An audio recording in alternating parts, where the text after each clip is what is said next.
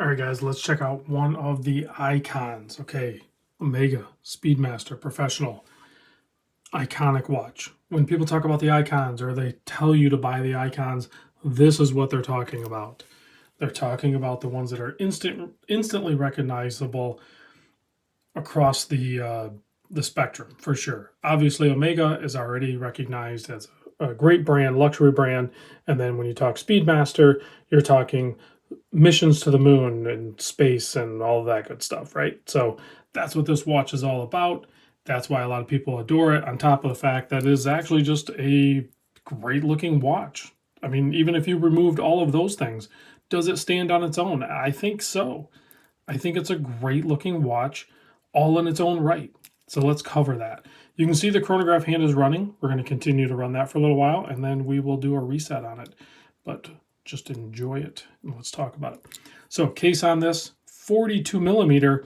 Keep in mind, that's actually including, because on the crown and pusher side of the case, it's kind of flared out as if the whole thing was a bit of a crown guard. So that 42 is really including that. So when you hear that 42, it's a little misleading. It's not really 42. It doesn't wear like a 42. It wears more like a 41, 40 and a half-ish, somewhere in there, because this is kind of like crown guards.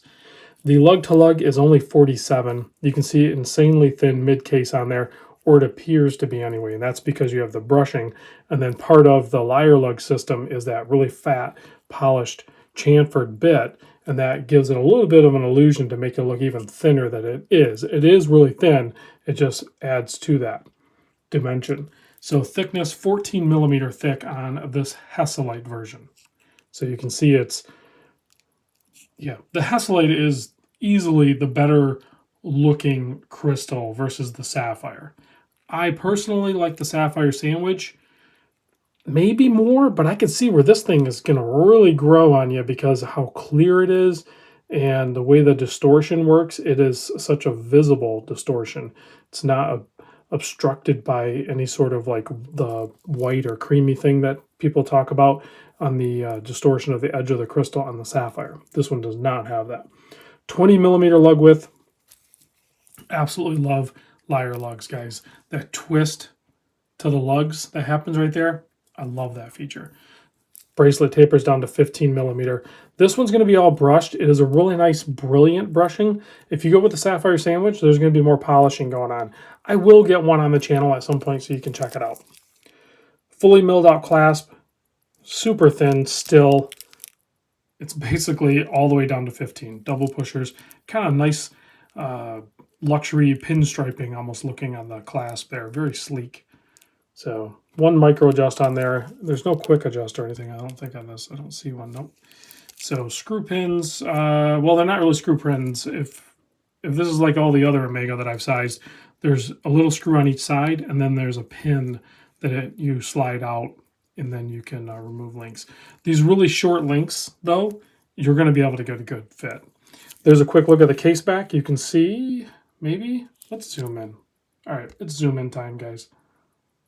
Zoom in 2 times. Let's look at the case back. There we go. Flight qualified by NASA in 1965 for all manned space missions. The first watch worn on the moon. A lot of text on the case back. And of course, solid stainless steel case back as well. So you're not going to get a look at the wonderful movement they upgraded to these newer Speedmasters. The caliber 3861, 26 joules, beats at 21,600 vibrations per hour. Metis certified 15,000 Gauss anti-magnetic. Basically, you are not going to magnetize this thing. It should run 0 to plus 5 seconds per day. That's what it's regulated to. So master chronometer is what that's talking about. There. Now let's look at the dial, because this is one of the most iconic things, right? So the white framed hands against that black dial, that stark contrast that just makes it pop. The black aluminum tachymeter ring going around everything, those lyre lugs, those double pushers, the 6.5 about millimeter push-pull crown, not a screw-down crown. All of those things just tie together to make this It provides all the information you need, and it's not really busy looking. It's just, it just works. It's very cohesive. Okay, so let's snap that. Okay, and then let's reset. So you can see it snaps back. It is, as far as I know, I don't think this is a column wheel. I forget what this is called. A vertical clutch. Is that right? Again, don't crucify me. I'm pretty sure it's a vertical clutch. So to wind the movement, you will have to wind the movement. It's not an automatic. It is a manual wind movement. So in this static position all the way in, hopefully you can hear that. That is different than, like I just did the video on the Speedmaster 57. It didn't give you this tactile and the ratcheting sound that this 3861 does. You're not going to get that with that 9906 movement.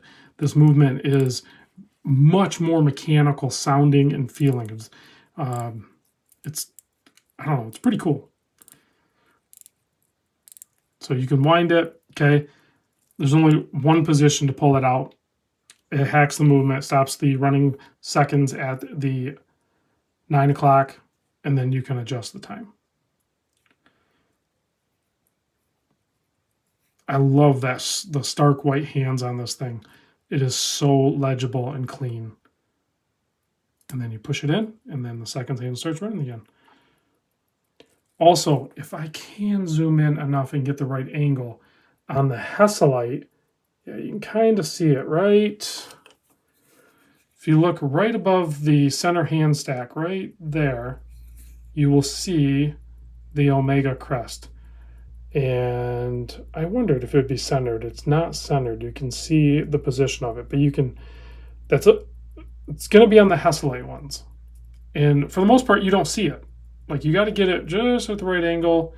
Almost looks like there's something on your crystal, but you're not going to be able to wipe that away. That is the Omega symbol right in the center. Very cool little thing that they do with these. But beautiful dial. Overall, beautiful watch. The brushing on it is amazing. The transition to polish, other than my finger smudges, is just a luxury watch. It's classic Omega. It's very clean, well done, built watch. Okay, let's zoom all the way back out. Let's pop this on my 7¼ inch wrist. Big thanks to the crew over at Exquisite Timepieces, linked down below. They are doing a great job of working with my channel so I can get the watch, so I can show it to you, so we can have a good video reference for these watches that we spend a lot of money on. Because this one is, well, it's not cheap, but it's, I think for the package what you're getting at $6,400, it's more for the Sapphire Sandwich. So maybe that's another driver to go with the Hesalite. It's more traditional. It's the one that would have actually went to the moon. It's less money. It's more conservative with its brushed finish. I don't know. I could probably talk myself into either one of them. I don't think there's a wrong choice with these at all. So if you're looking at getting an Omega Speedmaster or any Omega, contact Nick over at Exquisite Timepieces. Like I said, all of the information will be down below. Check out the loom. Sure, I cheated a little bit, but the loom is actually legit good on these. Striking. Whether it's lights on or lights off, it looks great. Thanks for watching, guys, and I'll see you on the next video.